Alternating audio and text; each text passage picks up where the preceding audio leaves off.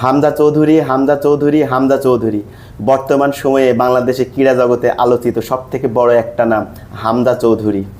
তো এই হামজা চৌধুরীকে নিয়ে বাংলাদেশের কিছু কন্টেন্ট ক্রিয়েটর এবং বাংলাদেশের সুনামধন্য একটা ক্রীড়া চ্যানেল একটা বিতর্ক উস্কে দিয়েছে। বিতর্কটা কি?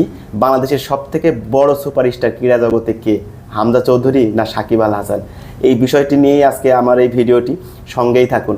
তবে তার আগে আমার এই চ্যানেলটি সাবস্ক্রাইব করে পাশেই থাকেন। তো চলুন এবার জেনে নিই হামজা চৌধুরীর পরিচয় কি। হামজা চৌধুরী 1 অক্টোবর 1997 সালে ইংল্যান্ডে জন্মগ্রহণ করেন। তার মা একজন বাংলাদেশি সিলেটের নাগরিক এবং তার বাবা একজন Canadian.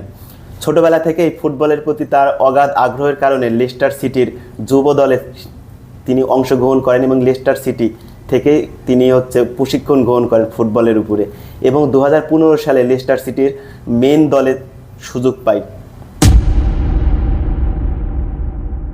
Hamza Chowdhury English premier লিগে লেস্টার সিটির হয়ে ফুটবল খেলে থাকেন। তো লেস্টার সিটির হয়ে উনি সচরাচর ডিফেন্সিভ মিডফিল্ডার হয়ে খেলে থাকেন। তো ডিফেন্সিভ মিডফিল্ডার যারা ক্রীড়া ফুটবলের প্রেমী যারা আছেন তারা অন্তত বুঝতে পারেন যে ডিফেন্সিভ মিডফিল্ডার কি। ব্রাজিলিয়ান ক্যাসেমিরো, যাকে আপনারা সবাই অন্তত চিনেন, যারা ব্রাজিলিয়ান সাপোর্টার আছেন, আর্জেন্টিনা সাপোর্টার আছেন, সবাই তাকে চিনেন ক্যাসেমিরো। এই ক্যাসেমিরো যে ভূমিকায় ফুটবল খেলে থাকেন, আমাদের এই হামজা চৌধুরী সেম একই ভূমিকায় ফুটবল খেলে থাকেন।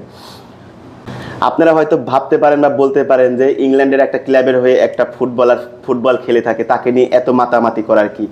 দেখেন, ইংলিশ প্রিমিয়ার লিগ এটা যে কতটা প্রতিদ্বন্দ্বিতাপূর্ণ এবং জমজমাট একটা ফুটবল লিগ, তার উদাহরণ আপনাদের দিয়ে রাখি।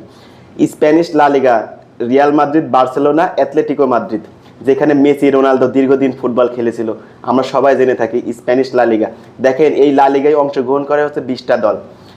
এর ভিতরে চ্যাম্পিয়ন হবে কোন 3টা দল সেটা আমরা সবাই বলতে পারি, বার্সেলোনা, রিয়াল মাদ্রিদ অথবা অ্যাথলেটিকো মাদ্রিদ। গত 20 বছরে এই লা লিগার শিরোপা এই 3টা দলের কাছে সচরাচর গেছে। তারপরে জার্মান বুন্দেসলিগার দিকে নজর রাখেন, এখানে কি আছে? বায়ার্ন মিউনিখ, বরুসিয়া ডর্টমুন্ড, এই তো 2টা দল। ফ্রান্সের দিকে তাকান, পিএসজি, এদেরই সবথেকে মানে বড় বড় রমরমা অবস্থা। কিন্তু আপনি ইংলিশ প্রিমিয়ার লিগে বলতে পারবেন না যে কোন দল চ্যাম্পিয়ন হবে। ইংলিশ প্রিমিয়ার লিগটা আমার কাছে এতটাই প্রতিদ্বন্দ্বিতাপূর্ণ মনে হয়। ইংলিশ প্রিমিয়ার লিগে যেমন ধরেন আপনি Arsenal, Chelsea, Manchester United, Manchester city, Liverpool, Leicester city, Sunderland, Newcastle, অনেক ক্লাব আছে যারা চ্যাম্পিয়ন হতে পারে, চ্যাম্পিয়ন হওয়ার মতো দল। তো আমার কাছে ইংলিশ প্রিমিয়ার লিগটাই সবথেকে প্রতিদ্বন্দ্বিতাপূর্ণ একটা লিগ মনে হয়। ওই লিগে খেলে থাকে আমাদের হামজা চৌধুরী।